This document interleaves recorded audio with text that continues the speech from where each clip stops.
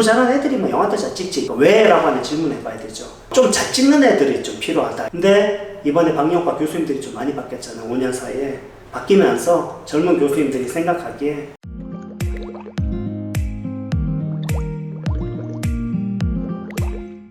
네, 안녕하세요. 레스포케아테 연구위원장 이상민입니다. 이번에 한예종 방영과 입시가 많이 바뀌었죠. 그래서 1차가 내신이 50%였다 40%로 바뀌고 1차가 이제 인문 논술 유형의 언어 능력 평가가 삭제되고 창의적인 글쓰기와 관련된 글쓰기 시험으로 바뀌었다. 근데 그 문제가 어떤 방식인지에 대해서는 우리가 좀 객관적으로 드러난 건 없다 현재. 그래서 예측을 해야 된다. 이런 거 정도 지금 바뀌어 있는데 일단은 사실 저는 입시가 뭔가 이렇게 바뀌었잖아요. 그러면 대응이 중요하다 생각해요. 예측보다는. 그러니까 자꾸 그거에 대해서 이렇게 예측을 해서 막 어떻게 나올 거야, 저렇게 나올 거야. 잘 안 맞아요. 그래서 예측하기보단 현재 바뀌었으니까 내가 대응을 하는 게 되게 중요하다 보는데, 근데 이제 그렇게 좋은 대응을 하려면 그 근본이 되는 어떤 그 이슈에 대해 좀 고민해 볼 필요가 있거든요. 그러니까 왜? 라고 하는 질문을 해봐야 되죠. 그 한예종 방영과 잘 나가고 있는데 왜 1차 내신을 좀 낮추고 언어능 평가에서 도망갔을까? 그거는 당연하죠. 한예종 방영과가 내신이 너무 높았죠. 그러니까 제가 체감이 한 3초는 아예 떨어지고 2점대 돼야 좀 논술 3점대 초나 중반은 논술 진짜 잘 봐야 되고, 그쵸? 아니면 논술 좀 어느 정도 해도 내신이 막 2점대 아니면 안 되고 뭐 이런 식의 어떤 좀 그 내신과 논술의 진입 장벽이 좀 있었죠. 그러면 이제 어떤 효과가 생기냐면 학생을 줄여주는 효과가 좀 생겨요. 이렇게 창의적인 능력이 이렇게 있는 집단이 100이라고 했을 때 그게 골고루 분산되어 있다 치자고요. 그랬을 때 그 중에 10분의 1만 데리고 입시를 하게 되는 그런 좀 리스크가 좀 있는 게 항상 내신을 좁혔을 때 문제거든요. 물론 한양대 같이 공부 잘하는 애들이 뭐 영화도 잘 찍지. 제가 직접 들은 얘기거든요. 지도 교수님한테. 그런 생각을 하는 게 아직도 좀 있어요. 근데 약간 한예종 방영과도 좀 그런 색깔을 가지고 있다가 좀 잘 찍는 애들이 좀 필요하다. 이런 판단을 했을 가능성이 좀 큰데 뭐 아닐 수도 있습니다. 그거는 교수님들 마음이니까 상황에 대해서 제가 정확하게 알지 못하지만 그래도 숫자적인 걸 봤을 때 이게 좀 너무 내신으로 학생을 좀 다 잘라버리거나 또는 너무 인문 논술이라고 하는 그 틀에서 학생들을 좀 잘라버리는 게 2차에서 볼 수 있는 좋은 학생들의 어떤 그 인원이 좀 적은 것도 있고요.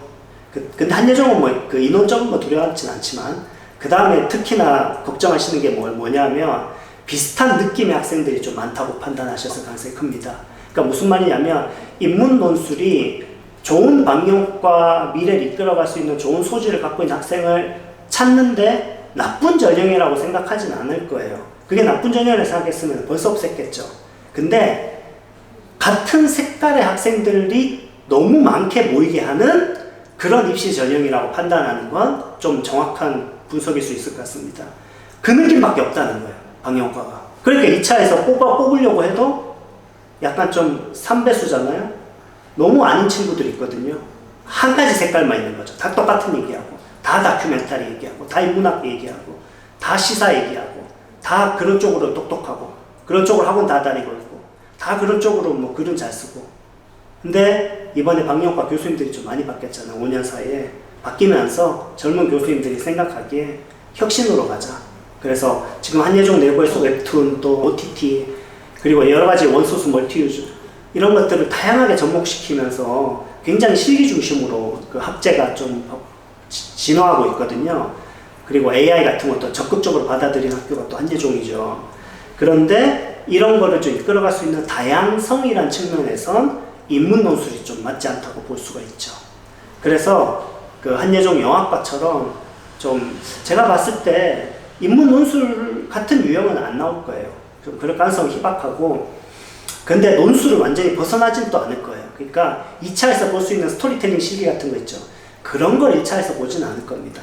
그러니까 논술의 유형인데 좀 어떤 논술이 나올까 했을 때 그 굉장히 오래 입시를 해봐야 알 것 같지만 영학과처럼 좀 이렇게 좀 큰 이슈 또 토론을 할 수 있는 여러 생각의 갈래들이 나올 수 있으면서 자신의 어떤 그 주장과 평소의 어떤 그 주제에 대한 깊이 있는 탐구가 잘 드러날 수 있는 그런 주제를 가지고 좀 넓은 주제에서 여러분의 생각을 갖다가 굉장히 구체적으로 전개시켜 나가면서 그런 것들을 또 어떤 결과물과 좀 연결 지을 수 있는 능력을 볼 수 있습니다. 예를 들어 뭐 기획을 해볼 안을 작성한다든지 또는 짧게 뭐 그것 관련돼서 1번은 뭐 논술 같은 걸 좀 하고 이슈에 대해서 2번은 그러면 그게 창작에 있어서 어떤 식의 시놉시스라든지 아니면 창작에 전복할 수 있는 본인 아이디어를 쓰라든지 뭐 이런 식이 나올 수도 있거든요. 그러니까 제 생각에는 어찌됐건 이거는 이제 논술의 유형이면서 또 여러분의 어떤 창의적인 그 사고 능력을 좀 볼 수 있는 그런 식의 어떤 전복이 될 가능성이 크다 이렇게 보시면 됩니다. 예측은 할 필요가 없고요. 여러분이 거기에 대해서 그래서 내신이 좀 낮아진다는 거는 이번에 그래도 한 3점 중반까지는 뭐 무난하게 써도 될 것 같고요. 그리고 또 하나 되게 중요한 게 논술이 이렇게 인문 논술이 아니라 창의적 논술 쪽으로 좀 가면 이 스펙트럼이 조금 더 넓어져요. 그러니까 무슨 말이냐면 제가 예상하건대 내신이 좀 기준보다 좀 낮아도 논술에서 눈에 확 띄는 학생은 일정 비율 선발할 가능성이 있다. 그렇게 할 수 있는 게 또 이번 논술이거든요. 방식이. 인문 논술 그게 좀 힘들어요. 왜냐하면 그게 점수가 딱 나오거든요. 그 장점이 그거예요. 인문 논술 장점은. 90점 있고 89점 있고 88점 있고 그렇게 나오거든요. 근데 그 영화과처럼 이렇게 창의적인 논술로 가버리면 특정 눈에 띄는 글을 쓴 그 집단이 나올 수가 있다. 그 친구들한테는 굉장히 많은 가산점을 줄 가능성이 큽니다. 한마디로 한예종 영화과 1차 같이 그런 논술에 좀 강하고 내가 그런 글을 쓰는데 전혀 두려움이 없고 많은 책들을 읽었고 좀 관심도 많고 창의적인 면도 많다면 한번 도박을 해볼 수도 있는 여지가 좀 있는데 그래도 3점대를 벗어나는 건 조금 많이 위험하다. 뭐 이 정도로 한번 정리해보면 될 수 있을 것 같아요. 그러면 이제 어떻게 준비하냐? 이걸 준비하는 방법은 우선은 다 그 한예종 방송영상과에서 중요하게 생각하는 그 이슈들 있잖아요.